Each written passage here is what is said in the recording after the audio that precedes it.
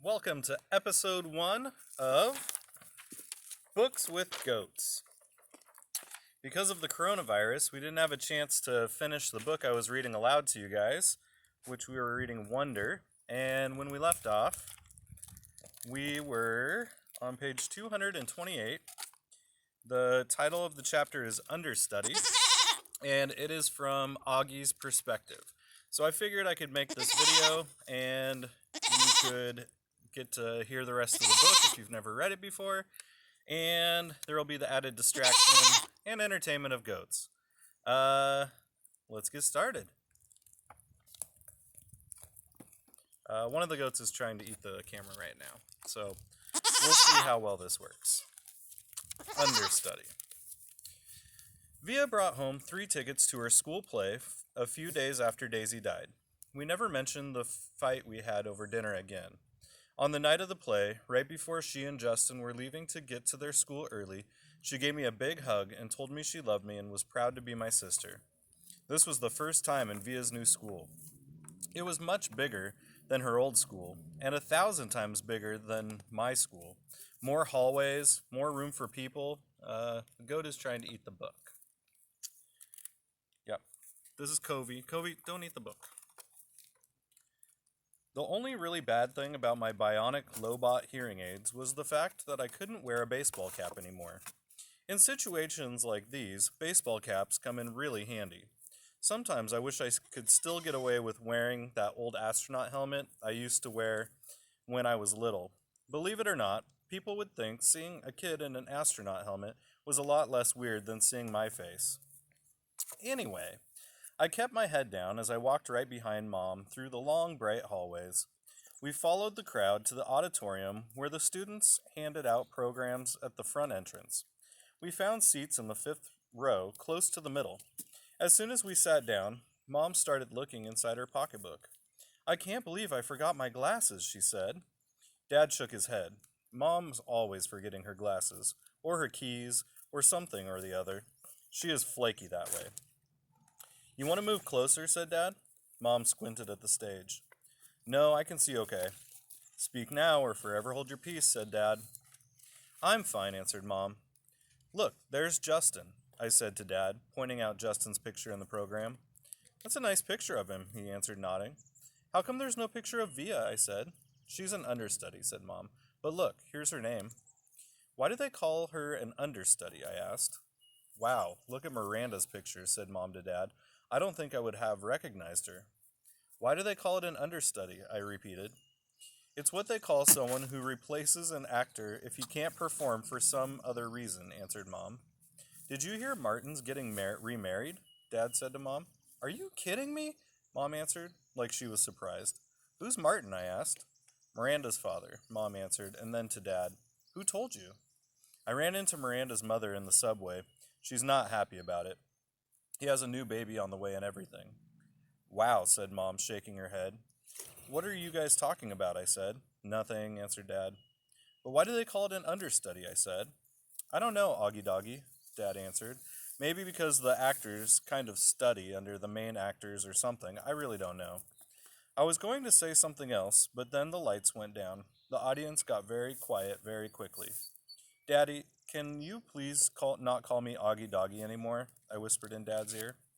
Dad smiled and gave me a thumbs up. The play started.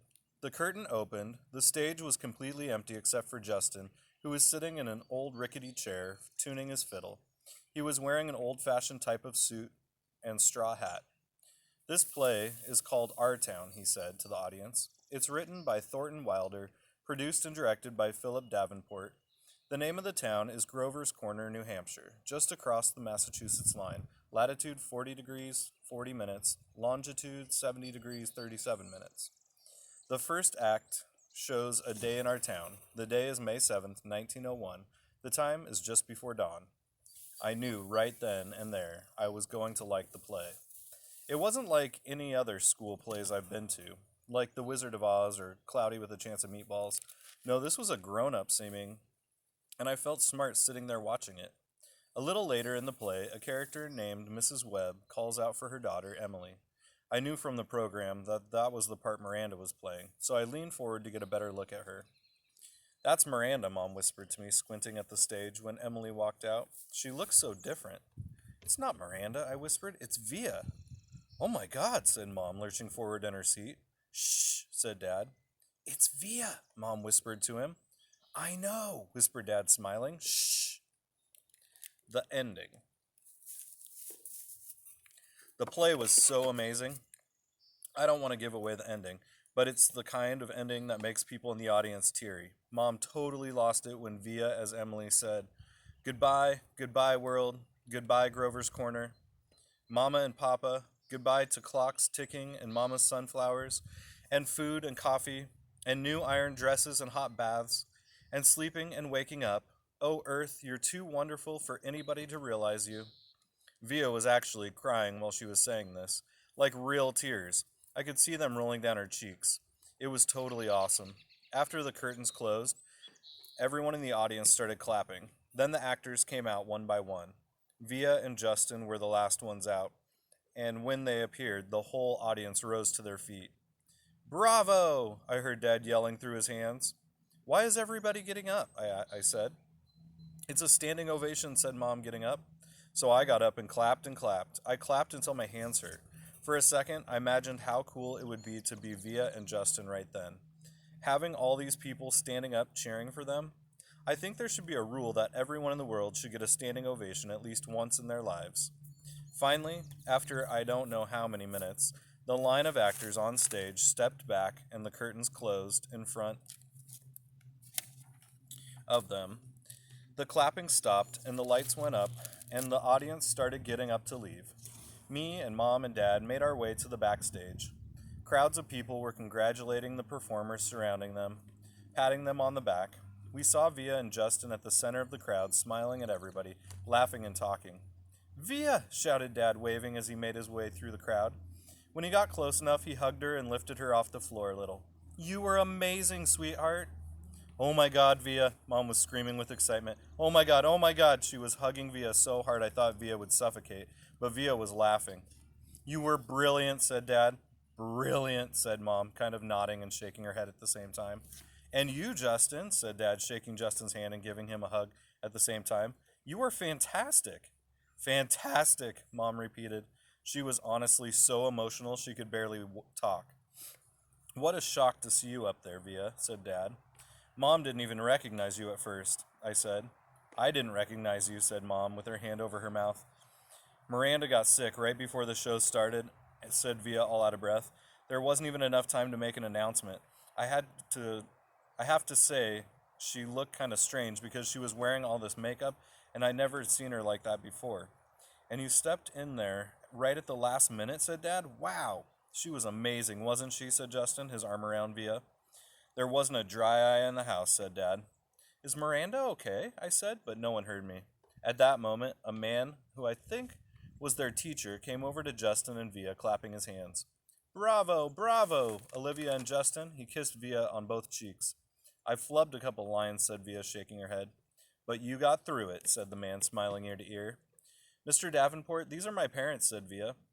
You must be so proud of your girl, he said, shaking their hands with both his hands. We are. And this is my little brother, August, said Via. He looked like he was about to say something, but suddenly froze when he looked at me. Mr. D, said Justin, pulling him by the arm, come meet my mom.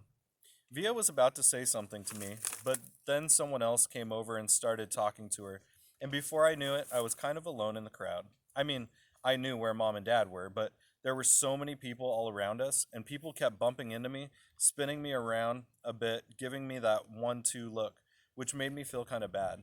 I don't know if it was because I was feeling hot or something, but I kind of started getting dizzy. People's faces were blurring in my head, and their voices were so loud it was almost hurting my ears. I tried to turn the volume down on my Lobot ears, but I got confused and turned them louder at first, which kind of shocked me, and then looked up and didn't see Mom or Dad or Via anywhere.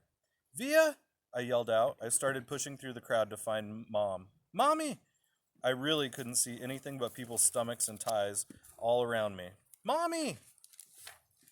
Suddenly, someone picked me up from behind. Look who's here, said a familiar voice, hugging me tight. I thought it was Via at first, but when I turned around, I was completely surprised. Hey, Major Tom, she said. Miranda, I answered, and I gave her the tightest hug I could give. Well, that's all for today, Mr. Whip's class. If you enjoyed this Books with Goats, tune in next time for episode 2 when we start part 7 from Miranda's perspective. I hope you enjoyed it. And this is Corey. I know he enjoyed it. So, yeah, I hope you are healthy and happy and safe. And I miss you very much. I can't wait until we have a chance to connect in person. All right, talk to you later. Oh, and put my bookmark back. For you, for being such an awesome class, I give you a standing ovation.